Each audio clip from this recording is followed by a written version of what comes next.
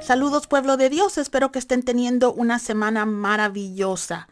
Yo soy Francis Hueso y están escuchando el podcast Piedra Angular presentado por Global Grace Ministries. Nos acercamos ya al final de nuestra serie Cartas a la Iglesia. Espero que hayan disfrutado esta serie tanto como yo disfruté estudiando las 7 cartas que Cristo dictó al apóstol Juan hacia el final de su vida terrenal. El episodio de la semana pasada se tituló Los muertos ambulantes y se trataba sobre la iglesia de Sardis.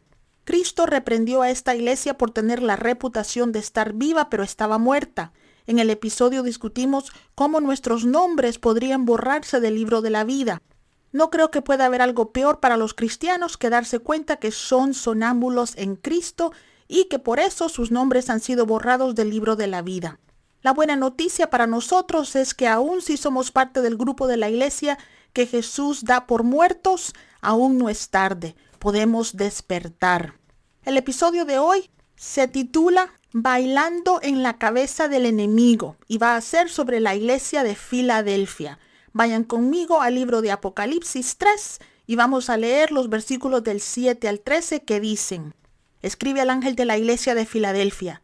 Esto dice el santo, el verdadero, el que tiene la llave de David, el que abre y nadie puede cerrar, el que cierra y nadie puede abrir. Conozco tus obras. Mira que delante de ti he dejado abierta una puerta que nadie puede cerrar. Ya sé que tus fuerzas son pocas, pero has obedecido mi palabra y no has renegado de mi nombre.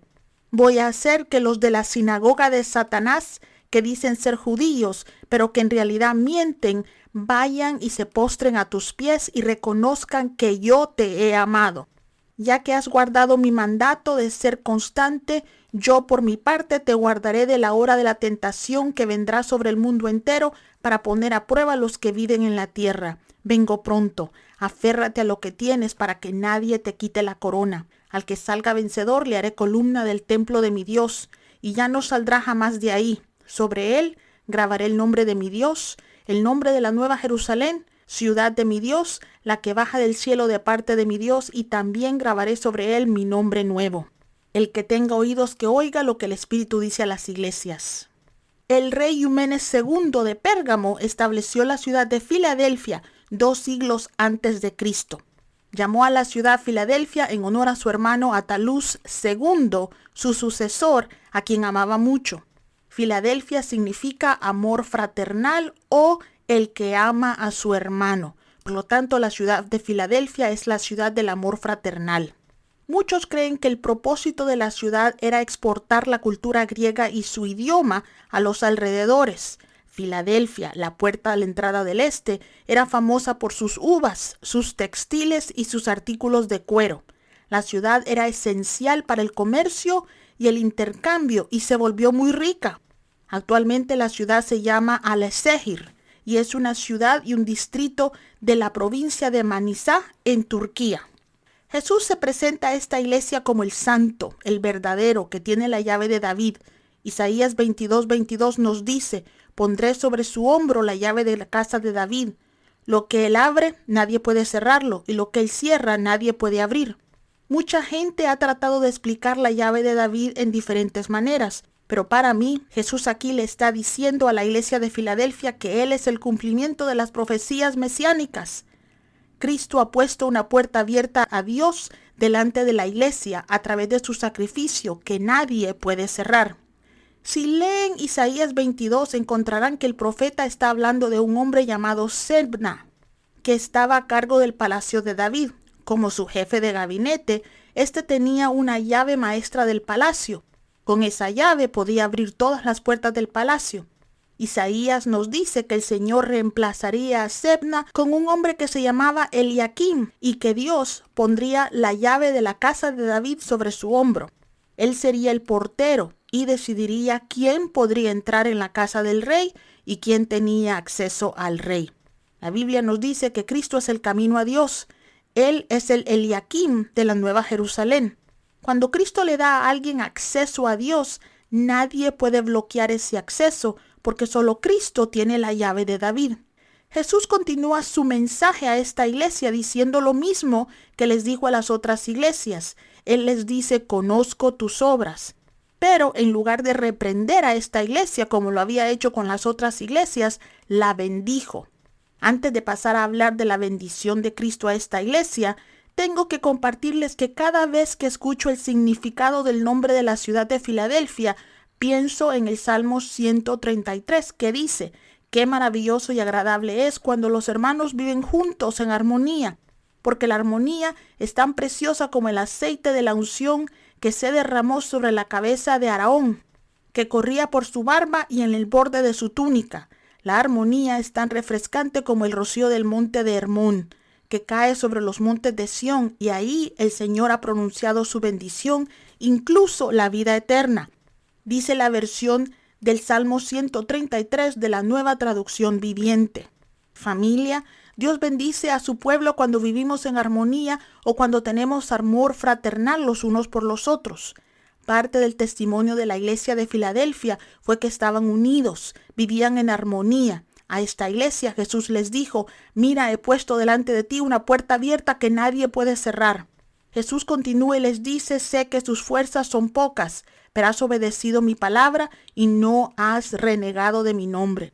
No sabemos si esa poca fuerza era por el tamaño pequeño de la iglesia o porque estaban cansados por las batallas que peleaban, pero sabemos que esta congregación había guardado la palabra de Dios y su testimonio estaba intacto. Por eso Jesús les prometió que sus enemigos, que eran falsos judíos de la sinagoga de Satanás, se postrarían a sus pies y que reconocerían el amor de Jesús por esta congregación. Estoy segura que esta declaración bendijo inmensamente a esta iglesia. Para entender por lo que estaba pasando esta congregación, debemos recordar que la iglesia en ese momento se consideraba a sí misma judía espiritual y heredera de las promesas de Abraham a través de Cristo. Su creencia provocó una ruptura entre los cristianos y los judíos, ya que ambos grupos afirmaban ser el pueblo de Dios. Piensen en el tipo de presión bajo la cual estaban estos nuevos cristianos. Sus propias familias los llamaban judíos apóstatas. Se cree que la congregación de Filadelfia sufrió mucha persecución por parte de los judíos que estaban muy molestos porque no solo algunos judíos se estaban convirtiendo al cristianismo, sino también porque ahora los gentiles se consideraban a sí mismos el pueblo elegido de Dios. Aún así, con la carta de Cristo, Juan aseguró a esta congregación que eran herederos de la salvación. Jesús les dijo, he abierto la puerta del reino de Dios y nadie la va a poder cerrar. Jesús incluso les dijo que sus enemigos caerían a sus pies y que reconocerían su amor por ellos. Gloria al Rey de Reyes y al Señor de Señores, que siempre está dispuesto a dar la cara por su pueblo. Llegará el día, amigos míos, en que Israel, el pueblo escogido de Dios, reconocerá que la iglesia cristiana es parte de la promesa de Abraham. Es esencial saber que los judíos estaban persiguiendo a la iglesia de Filadelfia en la época en la cual Juan escribió esta carta, pero ya no persiguen a la iglesia de Cristo. Ahora los cristianos de todo el mundo necesitamos orar no solo por la paz de Jerusalén, como Jesús nos lo ha pedido que hagamos, sino también por la salvación de los judíos, pues ellos también son el pueblo escogido de Dios. Ahora, volviendo al mensaje de Cristo a la iglesia de Filadelfia, leemos, ya que habéis guardado mis mandamientos y con paciencia habéis sido constantes, yo os guardaré de la hora de la prueba que vendrá al mundo entero para probar a los habitantes de la tierra.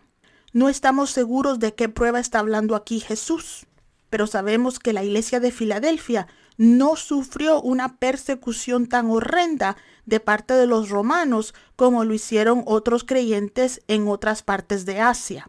Jesús cierra la carta diciendo, yo vengo pronto, y les dice que los victoriosos serán columnas en el templo de Dios y nunca lo abandonarán, que Él iba a escribir en ellos el nombre de Dios, el de su ciudad, la Nueva Jerusalén, y su nombre nuevo. ¿No es eso asombroso? Yo creo que sí lo es asombroso. Algunos de ustedes se estarán preguntando qué significa este mensaje para mí hoy. Bueno, amigos míos, significa que nosotros, los fieles, tenemos acceso al cielo a través de Cristo. Cuando hablo del cielo, no me refiero a la Nueva Jerusalén donde viviremos algún día. Me refiero al reino de Dios, ahora. Cada promesa de la Biblia nos pertenece a nosotros, los ciudadanos del cielo. Puede que todavía no estemos ahí, pero tenemos los mismos derechos de los que viven ahora ahí.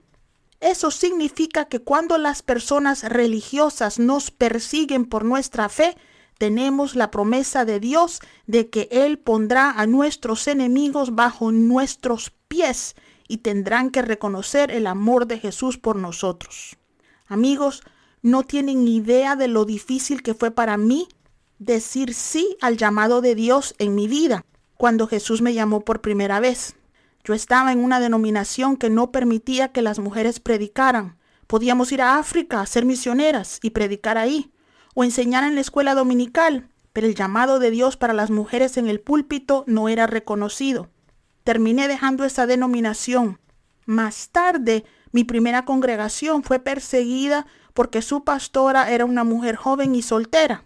Incluso ahora, algunas de las iglesias no aceptan el derecho de la mujer a predicar, pero he visto a Dios trayendo el asalto del diablo contra el derecho de la mujer a predicar bajo nuestros pies. Algunas de las personas que estaban en contra de mi ministerio hace algún tiempo ahora disfrutan de mis mensajes. Todo sea para gloria de Dios. Dios, mis amigos, es fiel a sus promesas. Si las personas religiosas te persiguen, recuerda dos cosas. Una, que la lucha no es contra esos humanos, sino contra el diablo que influye en humanos, y esa lucha no es tuya. Jesús mismo nos ha dado la promesa de ayudarnos a danzar sobre la cabeza del diablo, poniendo a nuestros enemigos bajo nuestros pies. Tú sigues siéndole fiel y no te canses. Pronto llegará tu victoria. El mensaje de la iglesia de Filadelfia significa también que los cristianos fieles que por haber guardado la palabra de Dios no han ensuciado sus testimonios, se irán con Jesús en el rapto y no verán el juicio que viene para probar a los habitantes de la tierra. No sé ustedes, pero a veces yo quiero que el rapto sea hoy. Cada vez que escucho que al pueblo de Dios no le gusta leer el libro de Apocalipsis en la Biblia, me pongo triste, porque debería ser lo contrario. Pueblo de Dios, el libro de Apocalipsis significa victoria para los que corren sus carreras hasta el final. Apocalipsis nos habla de nuestro glorioso reencuentro con Jesús y con todos los santos. Yo no sé ustedes, pero en cuanto más vivo, más personas tengo en el cielo y quiero verlas. La última cosa de la que voy a hablar. ¿Notaron que las personas en la Nueva Jerusalén no van a necesitar llevar una tarjeta de identificación? Jesús escribirá en ellos el nombre de Dios, el nombre de la ciudad de Dios y su nombre, proclamando quién es nuestro Padre, a dónde vivimos y por lo tanto ahí pertenecemos y nadie nos puede sacar de ahí, y también quién nos compró con su sangre y nos hizo su esposa. Lo mejor de todo eso es que nadie jamás podrá echarnos de la presencia de Dios. Recordemos lo que Jesús le dijo a la iglesia de Filadelfia, mis hermanos. Él viene pronto. El que tenga oídos, que oiga lo que el Espíritu le dice a la iglesia, que somos nosotros. Si nuestro podcast te ha bendecido, suscríbete y promociónalo con tus amigos y familiares. Para obtener más información sobre nuestro ministerio, por favor visita globalgraceministries.com. Dios te bendiga.